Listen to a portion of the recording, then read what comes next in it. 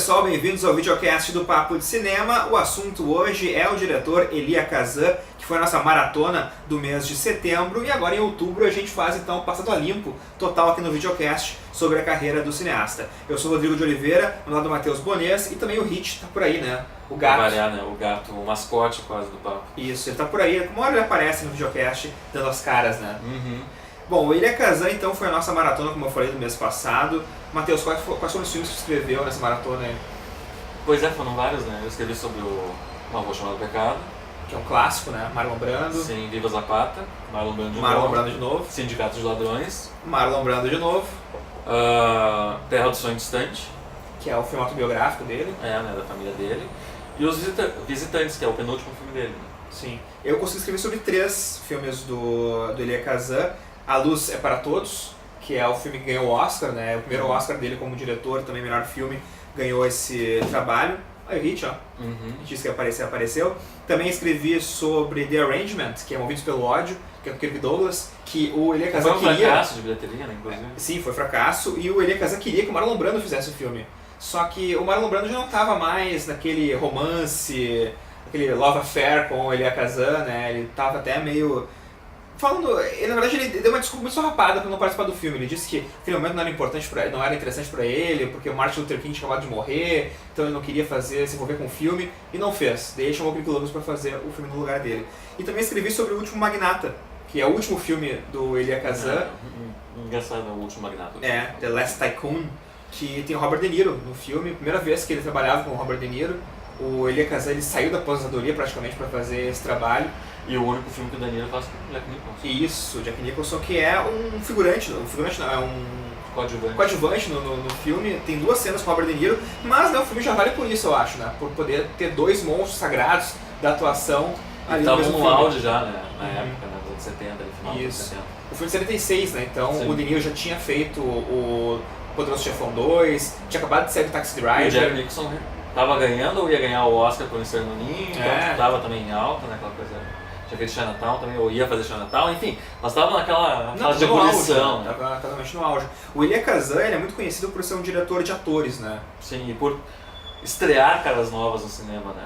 Que nem a gente estava comentando até antes da gravação, né? Tipo, afinal ele fundou, né, o método. O Actors Studio, né, que ensinava o método para os atores. Então, Marlon Brando estudou nessa academia. O Marlon Brando trabalhou com o Elia Kazan antes de trabalhar no cinema, porque ele fez peças de teatro. O Elia Kazan era um diretor de teatro muito competente, e só depois foi para o cinema. Inclusive, Uma Rua Chamada Pecado. Isso, inclusive Uma Rua Chamada Pecado, né, que ele fez antes e depois virou filme com o Marlon Brando. Uma das grandes interpretações do Marlon Brando, na verdade, foi o filme que estourou. Porque ela alavancou a carreira dele, né?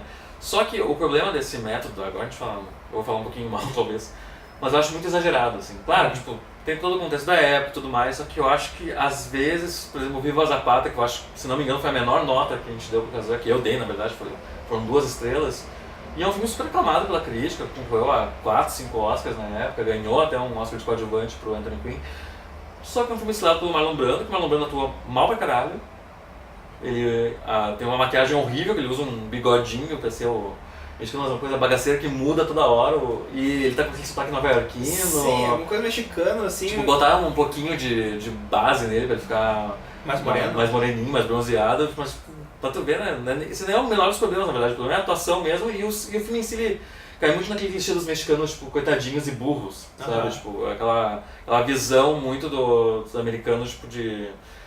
Bom, na verdade só o herói, né, o Brando, né, que tipo, é o único ator que não tinha nenhuma origem mexicana, digamos, né, porque ninguém tem suas origens latinas. Tipo, era o herói americano dentro do... O Zapata virou um herói americano, sabe? E o resto do povo era tudo...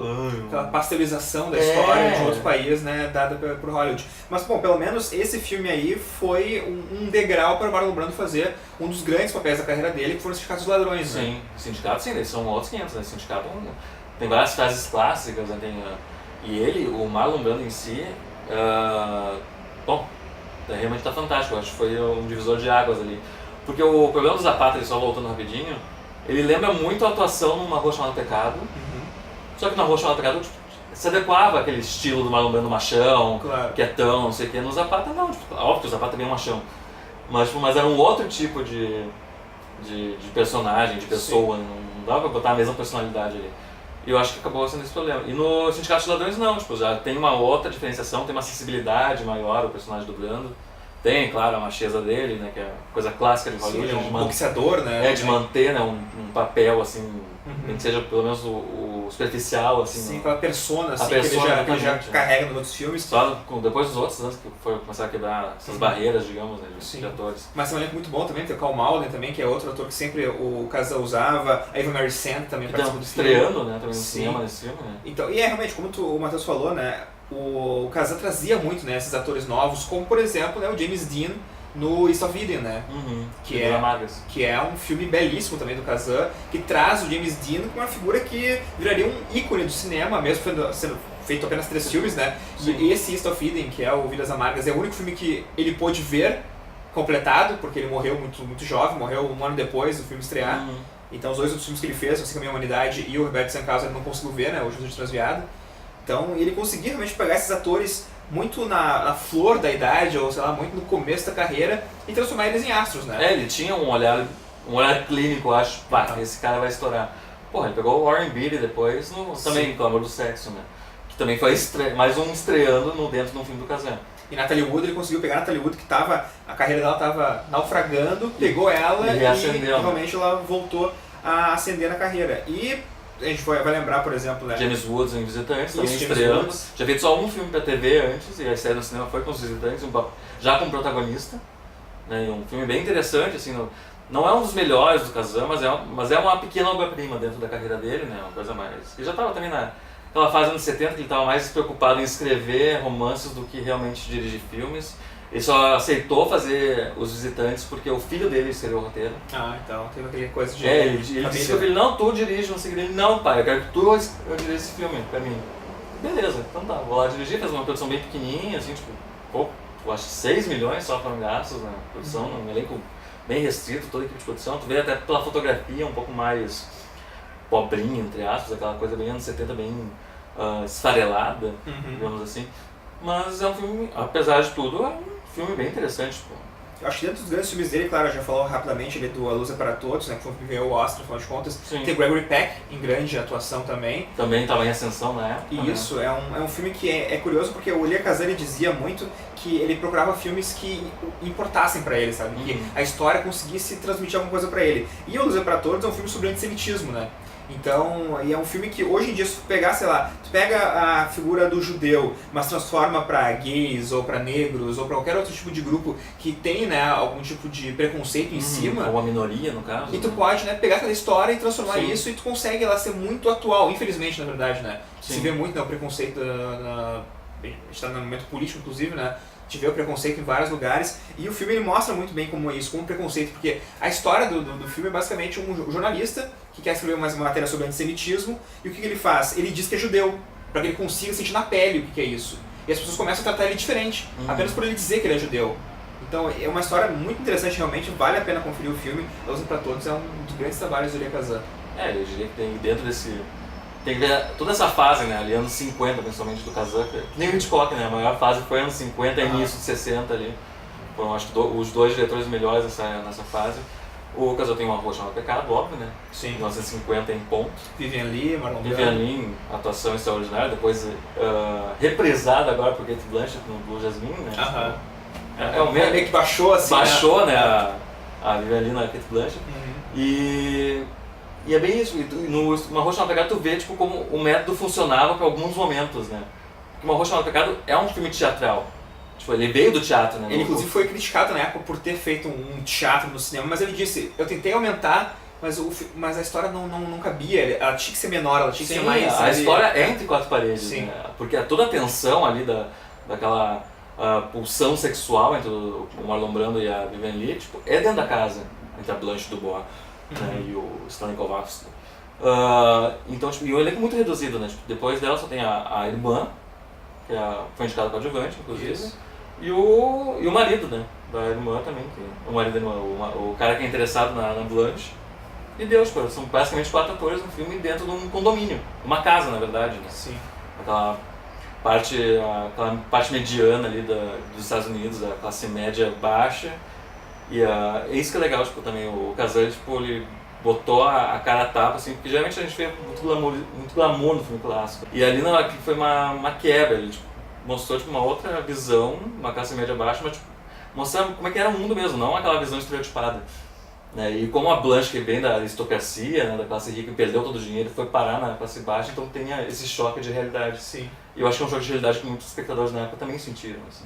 E é curioso porque o Elia Kazan, claro, ele obviamente é muito conhecido por ter sido uma figura controversa, né? Nos anos 50, afinal de contas, ele dedurou pessoas, né, na época do macartismo, a caça às bruxas, ainda que ele tenha dado nomes que já tinham sido delatados anteriormente, não caiu bem pra ele ficou realmente muito mal falado, muitas portas fecharam, muitas pessoas, inclusive, pararam de... Muita trabalhar com ele, por conta disso. O próprio Marlon Brando, né? Dizem que o Marlon Brando parou de trabalhar por causa disso também, né? Mas isso foi antes de fazer Sindicato dos Ladrões, por exemplo. Uhum. E o Sindicato dos Ladrões é um pedido de desculpas, né? Sim.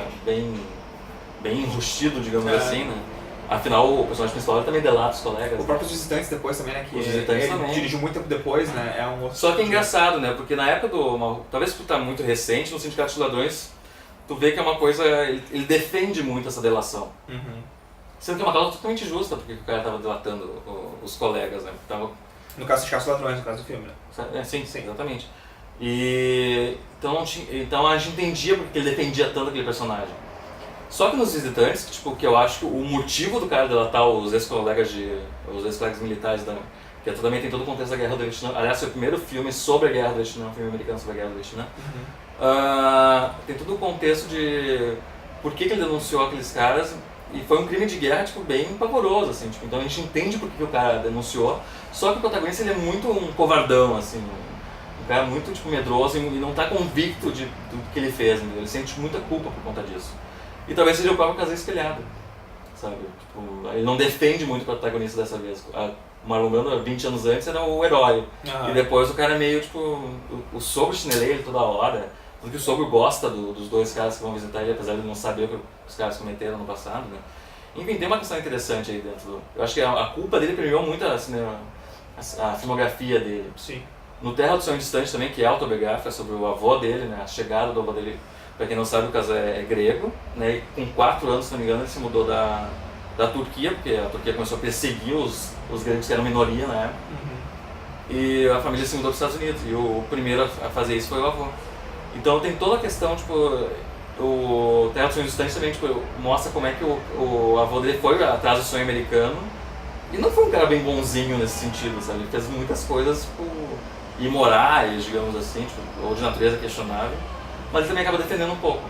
Então acho que os Visitantes foi meio pra quebrar de ver, não, gente, eu fiz merda e... Pois é, né? O outro filme também que tem uma parte muito autobiográfica que é o Movidos pelo Ódio, que tem o Kirk Douglas, como eu falei antes, né? Que aliás é baseado tanto no livro que o próprio Kazan escreveu. Isso, ele escreveu o livro e é muita relação do pai, entre o pai e ele, sabe? Então tem toda uma parte do filme, que é o Movidos pelo Ódio, que tem então um lance muito conturbado entre pai e filho, um pai que não observava tão bem o filho quando era criança, depois precisa dele quando adulto, quando tá mais velho. Mas o legal do Movidos pelo Ódio é a narrativa, que é bem elíptica, entrecortada, passado e presente se encontram, uma coisa meio até Ingmar Bergman, Morenos Silvestres, um lance meio Alain René também, o ano passado em Marimbá. Claro, não chegando tão genialmente quanto os dois filmes fizeram, mas conseguindo fazer coisas bem interessantes também.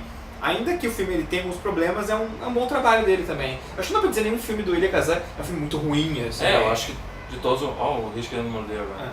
O de todos o menor foi o Viva Zapata mesmo. Eu achei que de todos que eu vi, não vi também toda a filmografia do Kazan, mas eu acho que realmente aquela visão estereotipada não foi muito legal. Tem, né, por exemplo, uma narrativa mais lenta, e isso é verdade, o Elia Kazan trabalha sempre com narrativas bem lentas, demoradas, as coisas vão acontecendo bem devagar. Mas no último Magnata, por exemplo, também, né, é um tipo de um romance, né? O Robert De Niro ele se apaixona por uma mulher, meio que larga tudo pra ir atrás dela, mas o romance nunca explode, nunca desenvolve, né? Não desenvolve realmente, então tu fica esperando alguma coisa que acaba acontecendo, mas não acontece a contento, e o filme acaba num momento meio anticlimático. É um filme também meio inacabado. Tirando Uma Rua Chamada Pecado, que o romance, ou a tensão sexual no caso, e o clamor do sexo, que são motes do filme, os outros filmes do Kazan não são, eles não têm muito romance. Eles até têm interesse romântico, Eva Mary Saint no Sindicato dos Ladrões. Claro. Mas ela tem uma outra função além de ser o par romântico do Marlon Brando. Ela é irmã do cara que foi assassinado, sabe? Então Ela não é uma personagem qualquer, então tipo, a função principal não é ela ser o par romântico pra ficar entre beijos com o Marlon Brando. Tem uma questão muito mais a fundo nisso, e eu acho que realmente o Kazan não acho que nem peca, né? Tipo, acho que é melhor ainda, tipo, eles deixam na expectativa e não satisfaz, porque sabe que a realidade não é assim. E o Kazan, ele É trabalhava... muito naturalista, né? O Kazan trabalhava muito com esses temas polêmicos também, né? Ele foi um dos primeiros diretores nos Estados Unidos a trabalhar a temática racial também, né? No Que a Carne Herda também, que é um filme logo depois do A Luz é Pra Todos, que ele dirigiu, que é um filme também bem centrado nisso, sabe? Então, ele, ainda que tenha sido polêmico por ter delatado seus amigos, ele pegava temas polêmicos e colocava luz neles. Sim. Então, é um diretor que também tem temáticas bem interessantes. Mas, nosso tempo tá acabando já, né? Temos que fechar nosso videocast. Mas, né, críticas de quase todos os filmes do Elia Kazan. Acho que faltaram 2, eu acho, só do Elia Kazan pra fechar a filmografia completa. A gente fecha ainda, né? Não tem problema. Então, olha, papodecinema.com.br, se você gostou do nosso vídeo também, curta aí, né? Inscreva-se no nosso canal do YouTube. Inscreva-se no canal também. Um grande abraço a todos e até a próxima semana.